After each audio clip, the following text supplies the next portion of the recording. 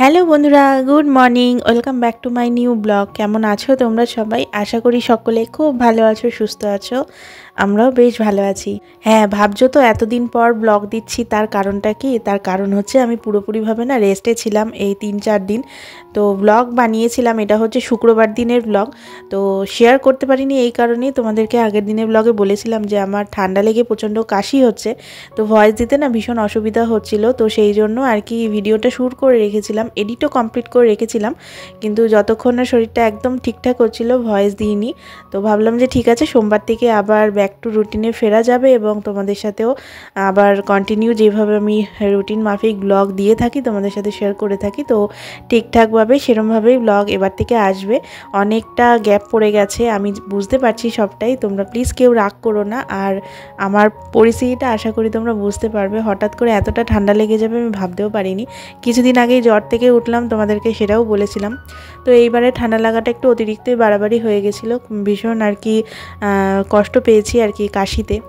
তোমরা সবাই কেমন আছো অবশ্যই জানিও। হালকা হালকা ঠান্ডা পড়েছে আমাদের এখানে বেশ ভালোই। তো সকলে সাবধানে থেকো, ঠান্ডা লাগিও না, এটুকুই বলা। কারণ এখন যে ভাইরালটা হচ্ছে তাতে করে কিন্তু ভীষণ পরিমাণে কাশি হচ্ছে, আর জ্বরটা একবার এলে পরে সহজে কিন্তু যেতে চাইছে না। তো সেই জন্যই বলছি সবাই খুব সাবধানে থেকো, আর সবসময় নিজের খেয়াল রেখো, পরিবারের খেয়াল রেখো। তো যাই হোক, চলো এবার শুরু করা যাক আজকের ব্লগটাকে। তো এটা হচ্ছে শুক্রবার দিনের ব্লগ।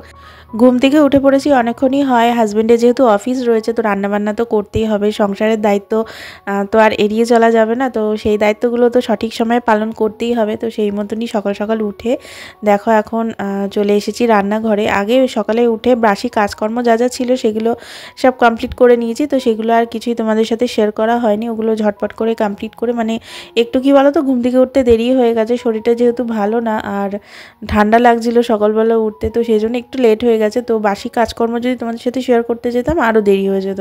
তো সেই জন্য বাসি কাজকর্মগুলো সেরে নিজে ফ্রেশ হয়ে নিয়েছি, নিয়ে তারপরে রান্নাঘরে এলাম। তো তার আগে দেখতেই পেলে সোফা টোফাগুলোকে একটু গুছিয়ে নিয়েছি, ঘরে জানলা টানলাগুলো খুলে দিলাম। সকালবেলার এই মিঠে রোদটা না খুব ভালো লাগে, আর পুটু তো বিশেষ করে বক্স জানলায় বসে থাকতে খুব ভালোবাসে, রোদটা এসে পড়ে খুব আরাম পায় আর কি বসে থাকতে। তো ওই জন্যই মেনলি বক্স জানলাটা আর কি খুলে দিই সবার আগে, তারপরে বাকি ডাইনিংয়ের জানলাগুলো খুলি। আর বক্স জানলাতে একটা কাপড় পেতে দিয়েছি। কাপড় বলতে কি বলতো, আমার পুরনো যে ছেঁড়া নাইটিগুলো থাকে তো সেগুলো তো আর ফেলি না, রেখে দিই। সুতির কাপড় অনেক কাজে লাগে, তো ওকে দুটো নাইটি বের করে দিয়েছি। তো সেই নাইটিগুলোকেই আর কি একটু মোটা করে গদি টাইপের করে আর কি ওর ওপরে পেতে দিয়েছি। ওখানে বসে থাকে তো তো টাইলসের ঠান্ডাটা আর কি গায়ে লাগে না, তো সেই কারণে আর কি।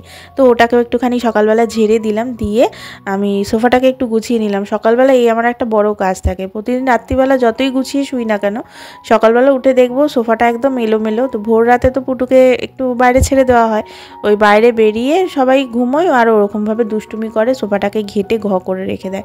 তো সকালবেলা উঠে আগে সোফাটাকে গুছিয়ে নিলাম, নিয়ে দেখো রান্নাঘরে এসে কিচেন কাউন্টার টপটা মুছে রাতে যে বাসনগুলো মেজে রেখেছিলাম তো সেগুলো আগে সব জায়গা মতো গুছিয়ে নিলাম। তোমাদের তো বলি যে বাসনের ঝুড়িটা খালি না থাকলে না রান্না করতে করতে টুকটাক বাসন মেজে নিই, তাহলে কি আর একবারে অতটা চাপ পড়ে না। তো ঝটপট করে বাসনগুলো মেজে আর কি গামলার মধ্যে জল ঝরাতে দেওয়া যায়। তো সেই জন্য আর কি আগে আমি বাসনের ঝুড়িটা খালি করে সব বাসনগুলো জায়গা মতো প্লেস করে দিয়ে আজকে সকালে ব্রেকফাস্ট বানাচ্ছি। তো হাজবেন্ডের আজকে অফিসে নিমন্ত্রণ আছে, মানে এক কলিগ আর কি খাওয়াবে, তো দুপুরের খাবার নিয়েও যাবে না। আর সেই জন্য আমি না সকালবেলা ভাতটা তার রান্নাবান্না সেরকম কিছু করিনি, ঝটপট করে রুটি আর বেগুন আলু তরকারি করে নিলাম। তো কালো জিরে শুকনো লঙ্কা ফোড়ন দিয়ে বেগুন আলু আর টমেটো আর কি লম্বা লম্বা করে কেটে নিয়ে আর কি ভাজা ভাজা করলাম, দেখতেই পেলে। আর নুন হলুদ দিয়েছি, খুব ভালো লাগে। সকালে টিফিনের তরকারি না এরকম বেগুন আলুর তরকারি খেতে খুব ভালো লাগে। তো এইভাবে করে নিলাম, আর সাথে করলাম গরম গরম রুটি। তো আটা মাখা আমার সবসময় মানে আগের দিন রাতে মেখে ফ্রিজে রেখে দেওয়া থাকে, যেদিন হাজব্যান্ডের অফিস থাকে সেই সময় তো আটা মাখা থাকবেই ফ্রিজে। তো কোনো দিন হয় না যে শেষ হয়ে যায়, তো সেরকমই আজকের দিনও ছিল যে আটা মাখাটা বাড়ন্ত ছিল। তো আটা মেখে নিলাম, মেখে নিয়ে গরম গরম ওকে রুটি করে দিলাম। আর ওই যে তরকারিটা করেছিলাম বেগুন আলুর তরকারি, লাস্টে নামানোর আগে একটুখানি মিষ্টি দিয়েছিলাম। তো দিয়ে তরকারিটা করে ওকে খেতে দিয়ে দিলাম, দিয়ে তারপরে আমরাও সকালে ব্রেকফাস্টটা কমপ্লিট করে নিয়েছি। নিয়ে দেখো এখন দুপুরে রান্না তোড়জোড় শুরু করে দিয়েছি। তো এখানে করছি হচ্ছে মূলো শাক।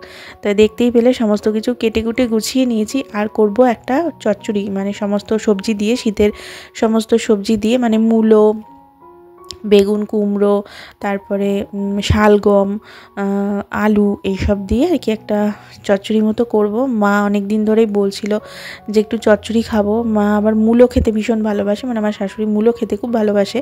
তো মূলো দিয়ে আর কি, শীতের টাটকা মূলো উঠছে, তো মূলো দিয়ে আর কি চচ্চড়ি মতন করা হবে, মানে করে দেওয়ার জন্য। তো সব কিছু দিয়ে দেখো এখন চচ্চড়িটা করে নিলাম। আর আগে যে শাকটা ভেজেছি ওটা হচ্ছে মূলো শাক। মূলো শাকটা অল্প একটু, তো ওই জন্য একটুখানি বেগুন দিয়েছি। সাধারণত বেগুন না দিলেও হয়, মূলো শাক অল্প যেহেতু সেই জন্য একটু বেগুন দিয়ে মূলো শাকটা করলাম একদম সিম্পলভাবে।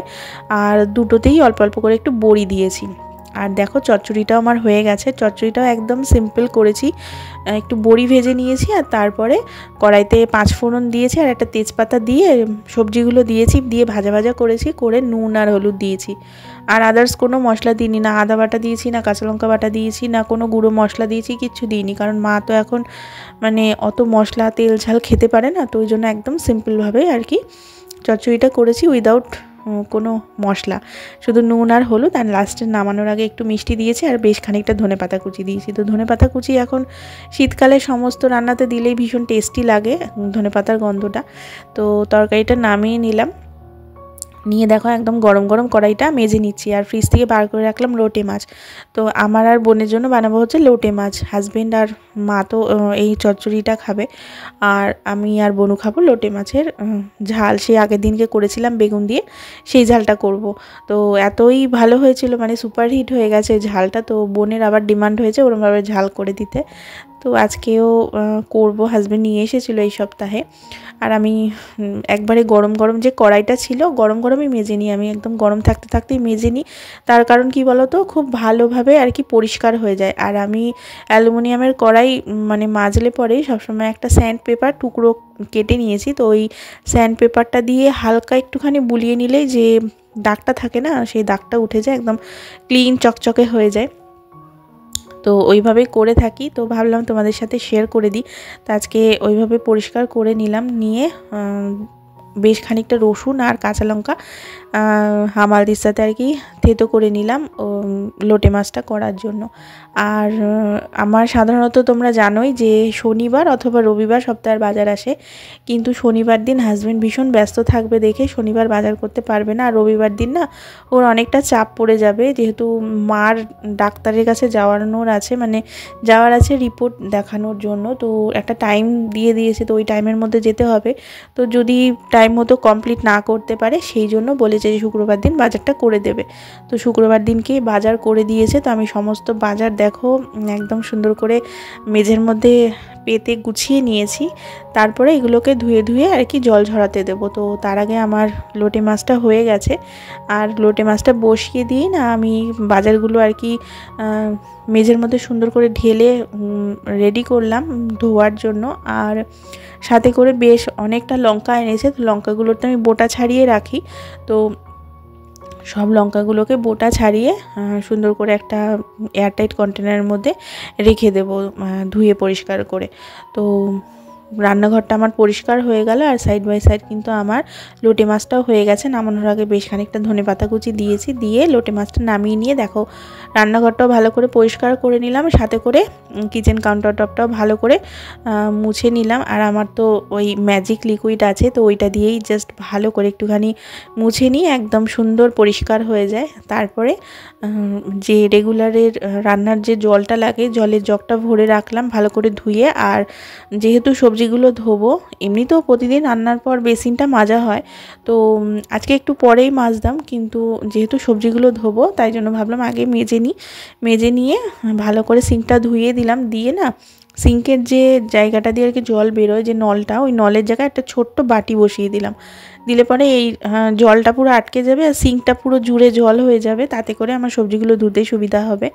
তো এইভাবে করে থাকি। অনেক সময় দেখবে বড় গামলা বাড়িতে অ্যাভেলেবেল থাকে না, বা বড় কোনো ডেচকি টাইপের কিছু অ্যাভেলেবেল থাকে না, তো সেই সময় বেসিনটাকেই যদি গামলা বানিয়ে নেওয়া যায় তাহলে কিন্তু বেশ সুবিধাই হয়। জাস্ট একটা ছোট্ট বাটি বসিয়ে দিতে হবে, ওই যে বেসিনের যে মুখটা, ওই মুখের সাইজে একটা বাটি বসিয়ে দিলেই ওই জায়গায় জলটা পুরো আটকে যাবে, বেসিন দিয়ে জল পাস হবে না, ওখানেই জলগুলো জমতে থাকবে আর সুন্দর করে সবজিগুলো ভালো করে ধুয়ে নেওয়া যাবে। শুধু সবজি বলে না, অনেক কিছু। আমি অনেক সময় না ওই রান্নাঘরে যে কাপড়গুলো হয় না, যেগুলো রান্নার পরে ইউজ করা যে টাওয়ালগুলো, তো সেই টাওয়ালগুলো কাচাকুচি করার সময়ও আমি ওইভাবে করে থাকি, বেশ সুবিধা হয় তাতে আর কি ধুতে আর কি ওই কাপড়গুলোকে। তো আজকে তোমাদের সাথে শেয়ার করলাম, আমি এর আগে কখনো শেয়ার করিনি, তো এটা অনেক দিন ধরেই করছি, তো তাই জন্য ভাবলাম তোমাদের সাথে একটুখানি শেয়ার করে দিই। তো আজকে তাই তোমাদের সাথে একটুখানি শেয়ার করে দিলাম। তো দেখতেই পেলে সমস্ত সবজিগুলো ধুয়ে আমি একটা কাপড়ের মধ্যে শুকাতে দিয়েছি। আর সবজিগুলো শুকোতে দিয়ে এখানে দেখো ফ্রিজের যে ড্রয়ারটা, মানে ভেজিটেবল বাস্কেটটা, ওই বাস্কেটটা ভালো করে পরিষ্কার করে নিলাম। নিয়ে ওটার মধ্যে একটা কাগজ পেতে দিলাম, মানে খবরের কাগজ হয় সেই কাগজ পেতে দিলাম, তাতে কি নোংরাটা কম হয়, একদম পরিষ্কার পরিচ্ছন্ন থাকে। আর আজকে তোমাদের সাথে শেয়ার করব সারা সপ্তাহে সবজি বাজার বা কাঁচা মাল যেটা আমরা বলে থাকি, তো সেইটা কিভাবে আমি আমার ফ্রিজে স্টোর করে রাখি সেইটাই। তো দেখো আমি কিন্তু যে সবজিগুলো শুকোতে দিয়েছিলাম, তো মোটামুটি অনেকটাই জল ঝরে গেছে। বাকিটা আমি ওই যে কাপড়ের ওপর শুকোতে দিয়েছিলাম, তো শুকনো জায়গাটা দিয়ে ভালো করে মুছে এই যে অনলাইন থেকে কন্টেনারগুলো কিনেছিলাম, তো সেই কন্টেনারের মধ্যে সব দেখো পাটে পাটে ভাগ করে গুছিয়ে রেখেছি। তো হাতে সময় থাকলে এগুলোকে যদি চপ করে রেখে দেওয়া যায় তাহলে কিন্তু আরও সুবিধা হয়। বাট হাতে যেহেতু সময় ছিল না, আমি সমস্ত কিছু ধুয়ে ভালো করে পরিষ্কার করে নিলাম। আর আমার সকালবেলা উঠে আমি এই কাজগুলো করে নিতেই পারি, আর যেদিন দেখি আমার একটু তাড়া থাকে সেদিনকে কিন্তু আমি আগের দিন রাত্রেই কেটে কুটে গুছিয়ে রাখি। তো সেই কারণে আমি আর আলাদা আলাদা করে চপ করে রাখিনি, প্রত্যেকটা সেকশন ওয়াইজ আলাদা আলাদা কন্টেনারের মধ্যে আলাদা আলাদা সবজি গুছিয়ে রাখলাম, যাতে করে আমি বাদে আদার্স বাকি কেউই যদি কোনো সবজির দরকার হয় তো তারা যাতে নিতে পারে, কোনো অসুবিধা না হয়। আর এখন যেহেতু ভেজিটেবল বাস্কেটটা পুরোপুরিভাবে আলাদা হয়ে গেছে আর বেশ বড় সড়ো সাইজের, তার জন্য কি বলতো প্রচুর সবজি কিন্তু এখানে সব গুছিয়ে রাখা যায়। তো ওই সাদা কৌটোটার মধ্যে রয়েছে কাঁচা লঙ্কা, আর এই হলুদ কৌটোটাতে তো দেখালামই তোমাদেরকে, রয়েছে হচ্ছে আদা, কাঁচা আদা যেটা, সেইটা। আর অনেকগুলো ফুলকপি রেখেছি, বড় একটা লাউ রেখেছি, তোমরা দেখতেই পেলে। তো তারপরেও কিন্তু জায়গা অনেকটাই ছিল। আর ওপরে রাখলাম প্লাস্টিকে করে, ওটার মধ্যে রয়েছে মেথি শাক। তো ইচ্ছা আছে মেথি শাকের পরোটা করব, আর করলে পরে অবশ্যই তোমাদের সাথে রেসিপিও শেয়ার করব। আমরা মেথি শাক ভাজাও খাই বেগুন দিয়ে, সাথে করে কিন্তু মেথি শাকের পরোটাও খাই। তো ভীষণ ভালো লাগে খেতে। তোমরা কারা খেয়েছো মেথি শাকের পরোটা অবশ্যই জানিও। আমি গেল বছর শেয়ার করেছিলাম ব্লগে, তো এবছরও অবশ্যই শেয়ার করে দেবো। এবছরও মানে আমার পরিবারে আরও নতুন নতুন সদস্য জয়েন হয়েছে, তো তাদের জন্য অবশ্যই শেয়ার করব। তো ফ্রিজে যে কাজটা আর কি, সমস্ত সবজিগুলো গোছানোর যে কাজটা খুব ভালোভাবে কমপ্লিট করে নিয়েছি। নিয়ে দেখো দুই জায়গায় আর কি সবজির খোসা ছিল। এক জায়গায় আমি রান্নার জন্য তরকারি কেটেছি, সেখানে কিছুটা ছিল, আবার আলাদা করে যেখানে বাজারটা ঢেলেছিলাম সেই জায়গায় কিছুটা ছিল। আর এখন ফুলকপি বাঁধাকপি আসে, তো সেই জন্য না সবজির কোয়ান্টিটিটা, মানে খোসার কোয়ান্টিটিটা একটু বেশি হয়। তো সব আলাদা আলাদা করে গুছিয়ে ডাস্টবিনে ফেলে দিলাম, দিয়ে ভালো করে ঘরটা না একটু ঝাড় দিয়ে নিলাম। ঝাড় না দিলে না মোছা যেত না, পুরো বালি কিচকিচ করছে, যেহেতু আলু এনেছে হাজবেন্ড, তো সেই জন্য না ভালো করে না ঝাড় দিয়ে মুছলে পরে বালি কিচকিচ করতো, মোছাতে পুরো পরিষ্কার হতো না। তাই জন্য ঘরটা ভালো করে ঝাড় দিয়ে নিলাম, নিয়ে এখন ভালো করে মুছে নিচ্ছি, তাহলে কি খাটনিটা আমার কম হবে।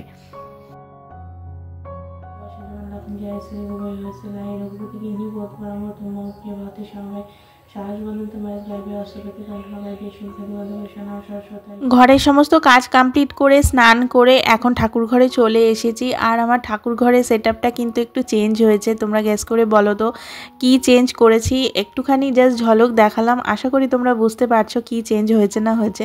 তো কমেন্ট করে অবশ্যই জানিও। আর তোমাদের কাছে একটাই রিকোয়েস্ট করছি, তোমরা কমেন্ট কেন করছো না বলো তো, প্লিজ কমেন্ট করো। কমেন্ট না করলে পরে আমি মোটিভেট হব কি করে? তোমাদের কমেন্টগুলোর অপেক্ষাতেই কিন্তু আমি থাকি। একটা ব্লগ বানাতে কিন্তু অনেক খাটনি আছে, তারপরে এডিটিংয়ের পিছনে তো অনেকটাই সময় যায়। তো তোমরা যদি কমেন্ট করে, লাইক করে, ভিডিওগুলোকে শেয়ার করে আমাকে এনকারেজ না করো, তো আমার মোটিভেশনটা আসবে কোথা থেকে বলো তো।